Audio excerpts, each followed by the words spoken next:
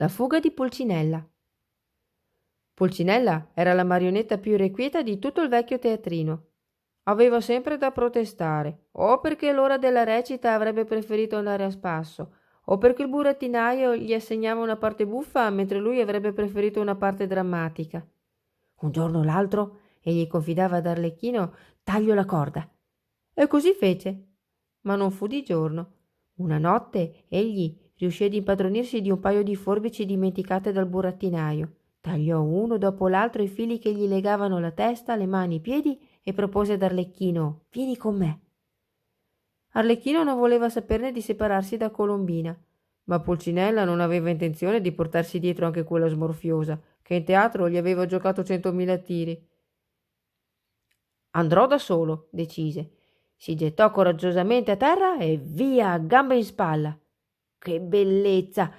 pensava correndo, «non sentirsi più tirare da tutte le parti da quei maledetti fili. Che bellezza mettere il piede proprio nel punto dove si vuole!» Il mondo, per una marionetta solitaria, è grande e terribile. È abitato specialmente di notte da gatti feroci pronti a scambiare qualsiasi cosa che fugge per un topo cui dare la caccia. Pulcinella riuscì a convincere i gatti che avevano a che fare con un vero artista, ma ad ogni buon conto si rifugiò in un giardino, si acquattò contro un muricciolo e si addormentò. Allo spuntare del sole si destò e aveva fame, ma intorno a lui a perdita d'occhio non c'erano che garofani, tulipani, zinni e ortensie. «Pazienza», si disse Pulcinella, e colto un garofano cominciò a mordicchiarne i petali con una certa diffidenza. Non era come mangiare una bistecca ai ferri o un filetto di pesce persico. I fiori hanno molto profumo e poco sapore. Ma a Pulcinella quello parve il sapore della libertà, e al secondo boccone era sicuro di non aver mai gustato cibo più delizioso. Decise di rimanere per sempre in quel giardino, e così fece. Dormiva a riparo di una grande magnolia, le cui foglie dure non temevano pioggia né grandine, e si nutriva di fiori. Oggi un garofano, domani una rosa.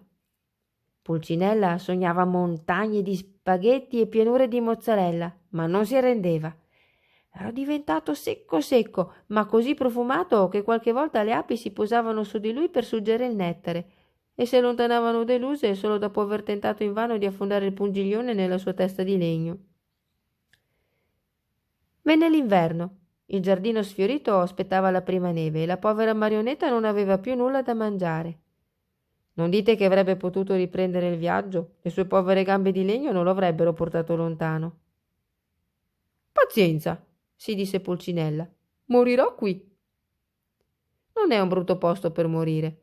Inoltre morirò libero. Nessuno potrà più legare un filo alla mia testa per farmi dire di sì o di no. La prima neve lo seppellì sotto una morbida coperta bianca.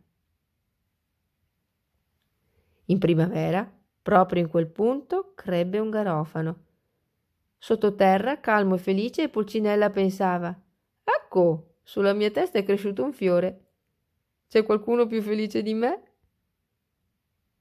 Ma non era morto, perché le marionette di legno non possono morire. È ancora lì sotto e nessuno lo sa. Se sarete voi a trovarlo, non attaccategli un filo in testa. Ai re e alle regine del teatrino quel filo non dà fastidio, ma a lui non lo può proprio soffrire.